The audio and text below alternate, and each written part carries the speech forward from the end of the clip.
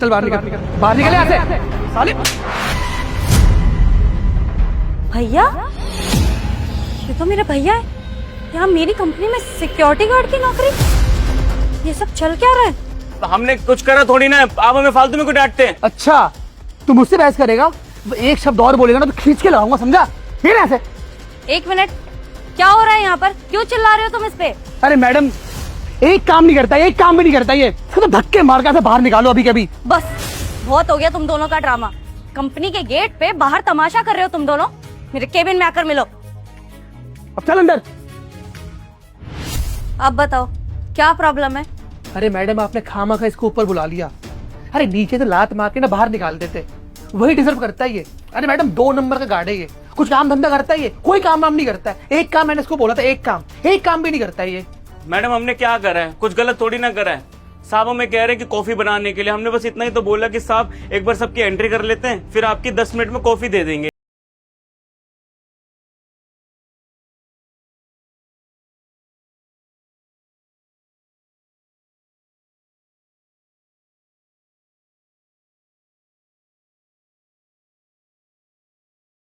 नौकरी से निकाल दूंगा, मैं ही तुझे नौकरी पे लेकर आया था। ऐसी कोई गलत बात करता है क्या हमारे साथ?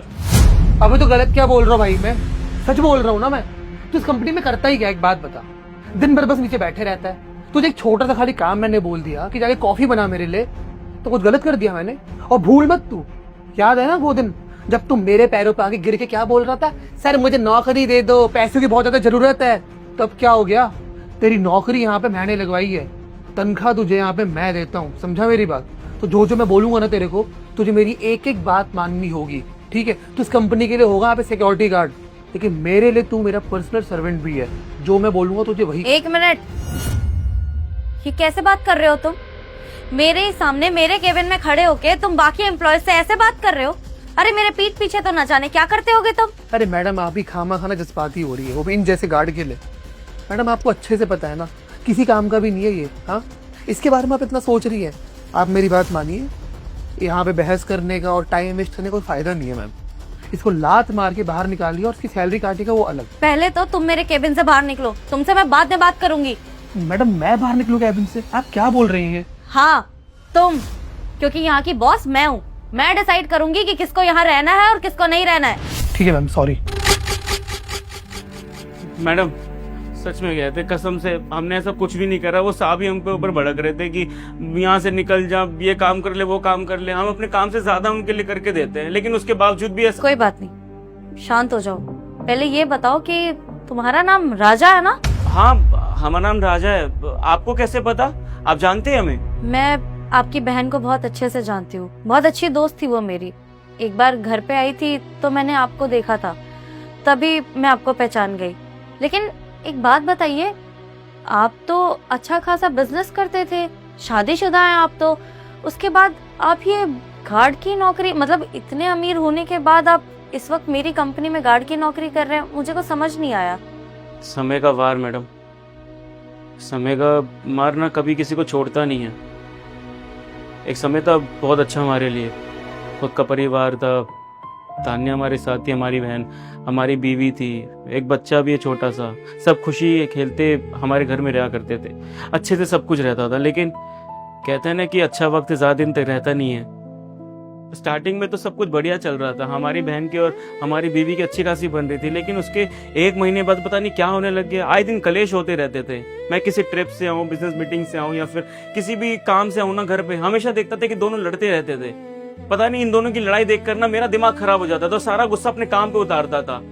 इतना ज्यादा फ्रस्ट्रेट हो गया था कि कुछ समझ नहीं आ रहा था कि मैं करूँ तो करूँ क्या। एक दिन तो बहुत ज्यादा होने लग गया, दोनों में इतनी ज्यादा लड़ाई होने लगी कि मोहल्ले से आवाज आने लग गई थी। सारे पड़ोसी मुझे सुना रहे थे कि आए दिन तुम्हारे घर में लड़ाई होती है, घर खाली करके चले जाओ, घर भेज दो, ये कर दो। मैंने गुस्से में अपनी बहन को धक्के मार के अपने घर से निकाल दिया, क्योंकि मेरी बीवी ने मुझे बोला कि आपके आने से पहले इसने मेरे पर हाथ उठाया, मेरे बच्चे के ऊपर हाथ उठाया।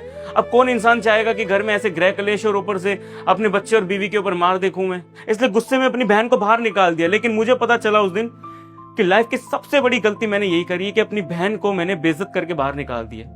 मुझे ना खुद पे अफसोस हो रहा था कि मैं क्या करके बैठा था। मुझे तो ये भी नहीं पता भी किस शहर में रह रही हुई, किस हालत में रह रही हुई। अच्छी खासी पढ़ाई करती थी वो, पढ़ाई में अव्वल थी, बहुत ज्यादा अच्छी थी वो, लेकिन मैंने उसका साथ नहीं दिया, बेचारी को अकेले छोड़ दिया।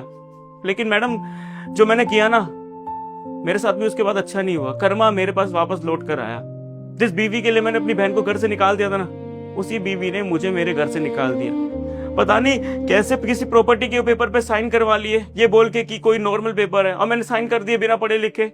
कुछ महीने बाद पता चलता है कि वो प्रॉपर्टी के पेपर थे और सब उसके नाम हो गए। मेरे बिजनेस के जितने भी शेयर्स थे सब अपने नाम करा लिए। मुझे धक्के मार के घर से बाहर निकाल दिया सबके आगे। मेरी सारी डिग्रीज फाड़ दी। कहाँ जाता मैं इंटरव्यू देने के लिए, कहाँ करता मैं काम?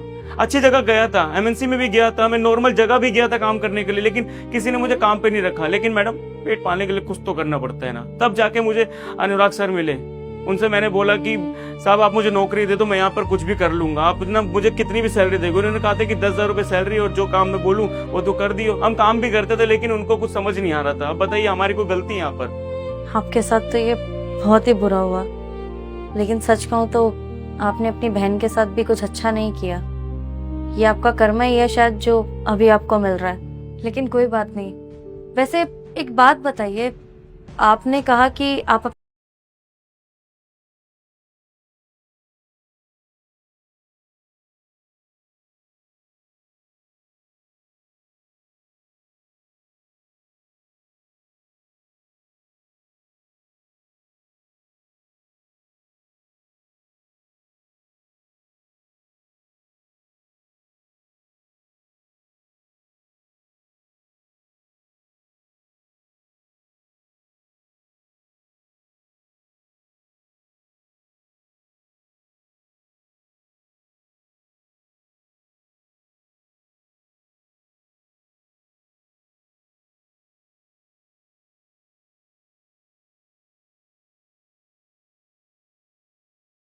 तान्या, आपकी बहन आपके सामने है भैया, मांगिए माफी। तान्या तू यहाँ पर बॉस की चेयर पे। देख मुझे नहीं पता चल रहा कि तू यहाँ पर क्या कर रही है क्या नहीं, तू क्या बन गई है, लेकिन तेरा भाई हाथ जोड़ के तुझसे माफी मांगता है। अपनी लाइफ की सबसे बड़ी गलती कर दी बहन तुझे घर से बाहर निकाल कर। मुझे ना बहुत ज्यादा गलती का पछतावा हो रहा है। मैं चाहता हूँ कि सब कुछ सुधारूं, लेकिन चाह के भी कुछ नहीं सुधार सकता। तू देख रही अपनी भाई की हालत। अच्छी खासी कंपनी हुआ करती थी, अच्छी खासी जिंदगी हुआ करती थी, लेकिन सब कुछ खत्म हो गया। क्यों? क्योंकि मैंने तुझे परेशान करा। तान्या अपने भाई को माफ कर दे, मेरी गलती थी सब। नहीं भैया, आपकी गलती नहीं है। मैं समझ सकती हूँ उस वक्त आपको अपनी बीवी का ही साथ देना होता, और आपकी जगह कोई और भी होता ना तो वो भी यही करता।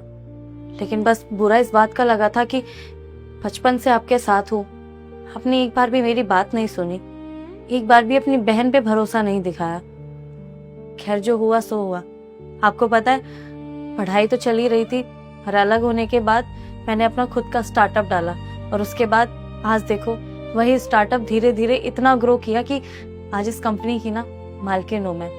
और आज से सिर्फ मैं मालकिन नहीं हूँ, इस कंपनी के मालिक आप भी हैं, क्योंकि आप भी उतना ही डिजर्व करते हैं जितना कि मैं। नहीं तान्या, मैं जानता हूँ तेरा दिल बहुत बड़ा है, लेकिन मैं उस लायक नहीं हूँ। ये बहुत बड़ी जगह है, ये कुर्सी ना बहुत मायने रखते हैं किसी के लिए। मैं यहाँ पर बैठने लायक नहीं हूँ। मैं एक काम करता हूँ, जिंदगी भर तेरी गुलामी करूंगा, मैं यहाँ पे गार्ड की नौकरी करूंगा, लेकिन इस कुर्सी पे नहीं। तू मालकिन है यहाँ की।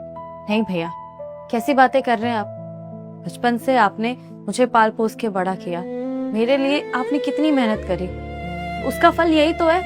देखिए आपकी मेहनत रंग लाई। आप हमेशा कहते थे ना कि एक दिन तू बड़ी अफसर बन जाएगी।